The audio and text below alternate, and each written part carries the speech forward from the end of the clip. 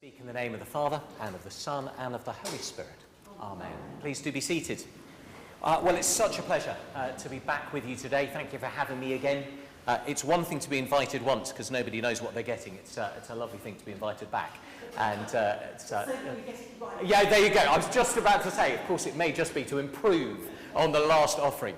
Thank you, Mary, and thank you for all of you for having me here.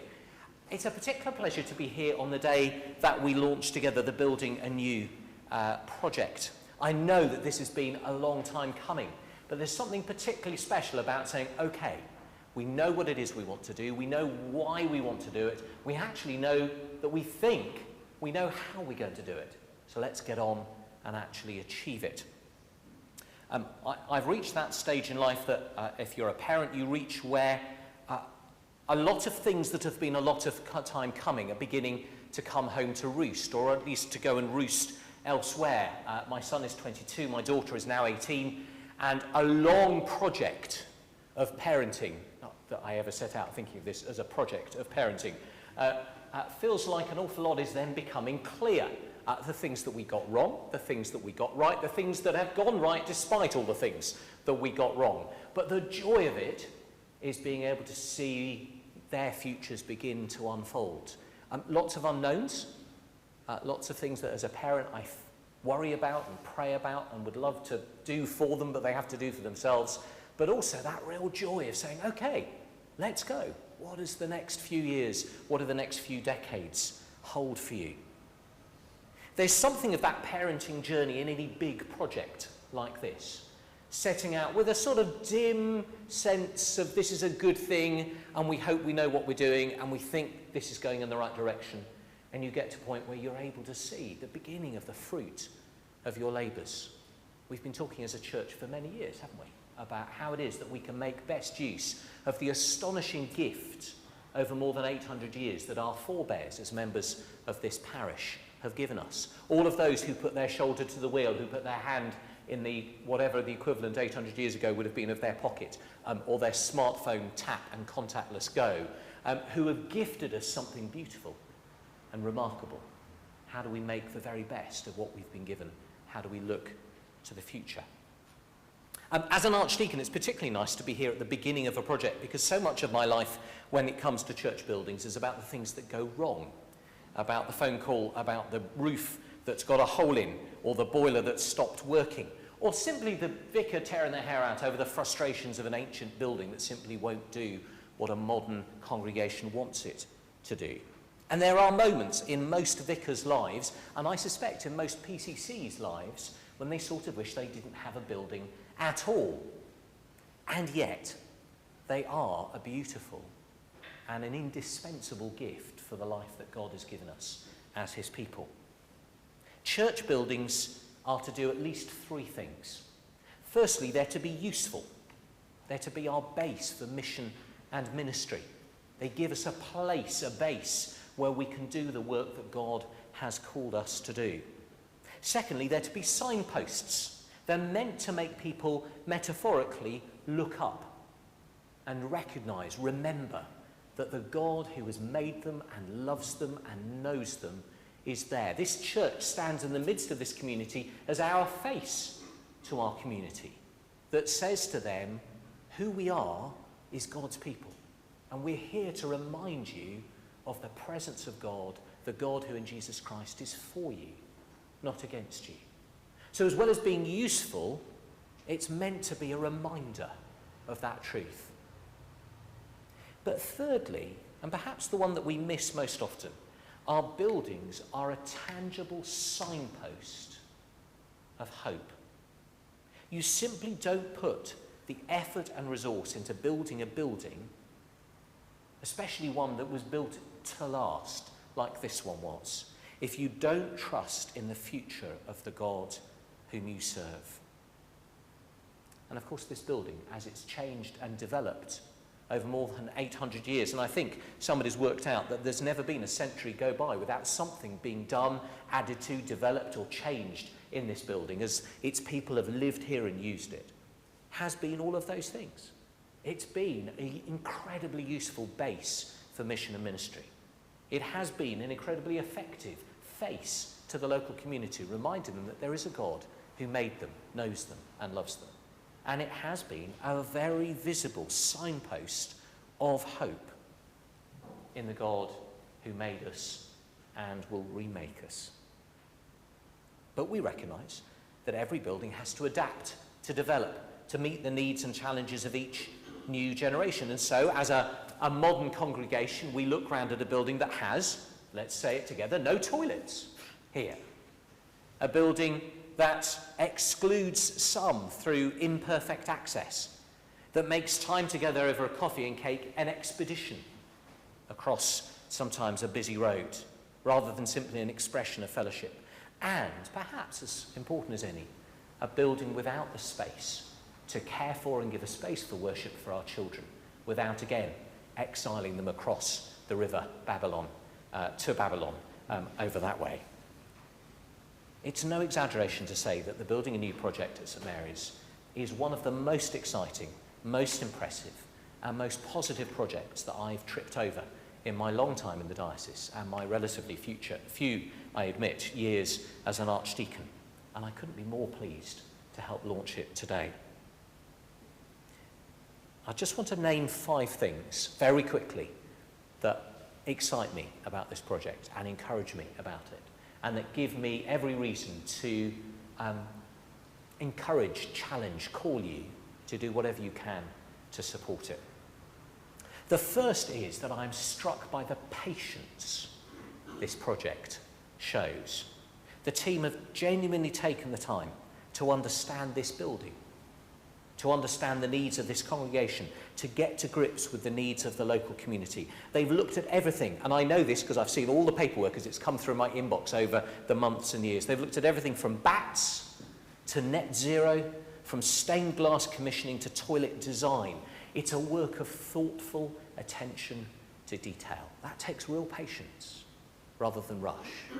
We might be looking at it properly and fully for the first time, some of us today. But this is a work of real patient thoroughness.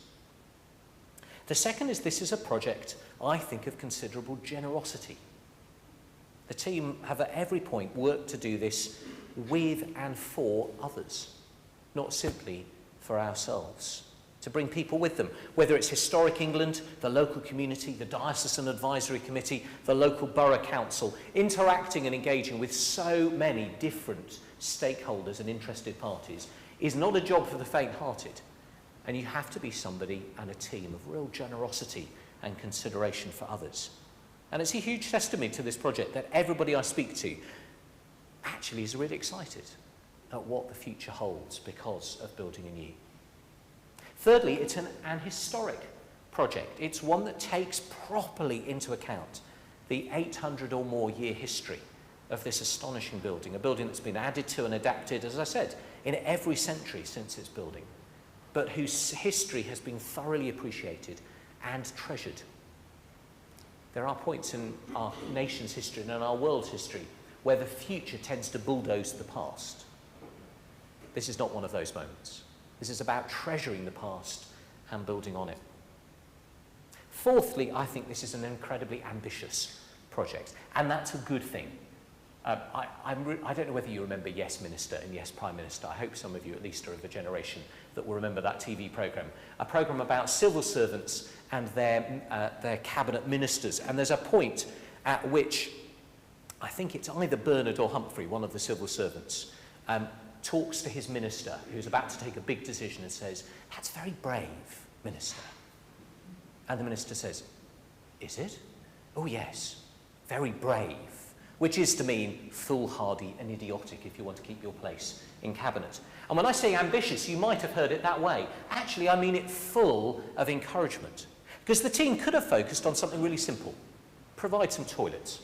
Or let's improve the carbon footprint of this church. Or let's make more of the internal space by upgrading the organ.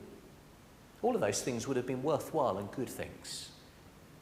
But I think they've been appropriately and realistically ambitious in seeing perhaps a one-in-a-generation opportunity to make a really significant difference to the long-term life of this church. Refreshment provision, toilets accessible to everybody, meeting space, access for all, and yes, sustainable heating. It's about making the most of the moment. But finally, I've been really struck by it being so faith-fueled. Been struck by the core vision inherited from Joe and the clergy team and the PCC over many years, that this building project should serve and preserve the core purpose that this church has had for more than 800 years. The context changes, the community changes, the environment in which we live and move and have our being changes, but the God that we serve in Jesus Christ does not change. This is the thing about being not simply a community hall, good as that would be, but about making the very best of this place of worship, witness, and work that points to the God that in Christ meets us in love and calls us to love him back and to love and serve the communities in which he's placed us. Building Anew then helps the remarkable history of this building to continue to be a really useful base, a really effective face to the community, and to speak of hope.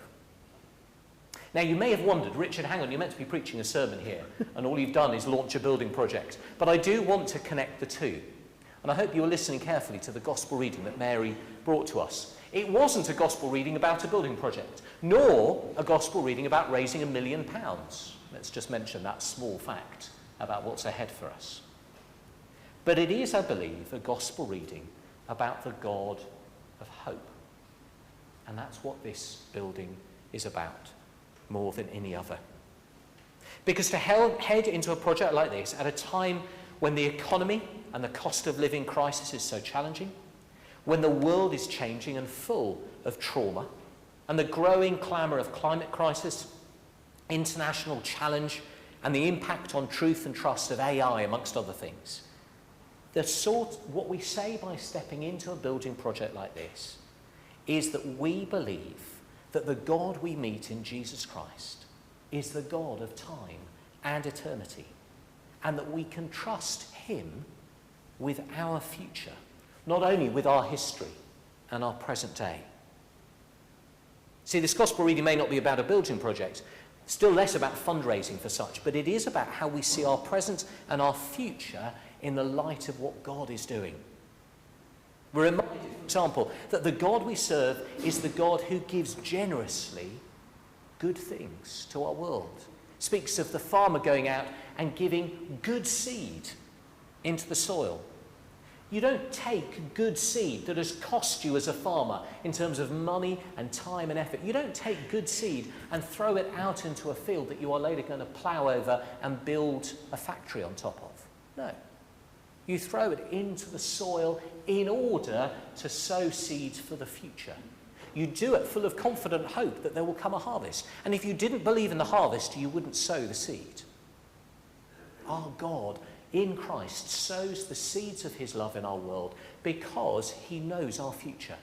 Because our future is in his hands. We are a people of hope because our God is the God of hope.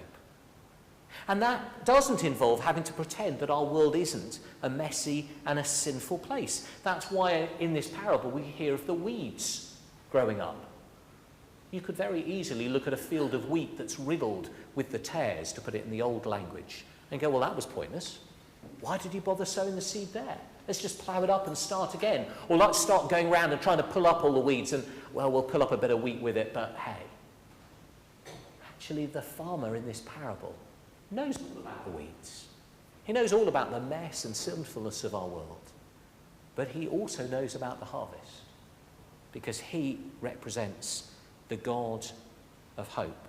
The farmer puts the effort into buying and sowing seed despite all the vagaries of climate and crop failure, birds who eat the seed, the weeds that grow up, because he sows with the end in mind, which is to bring a harvest of good grace in his creation, to call, to know and love him, even as we know that we are known and loved. So there is a small way that our project, Building Anew, has a certain way in which it mirrors the generous and confident hope of God in our world. We bring the little that we have or the lot that we have, and we sow it into God's world in the confident knowledge that God bears fruit in this world, despite its mess and muddle and sin and evil and pain.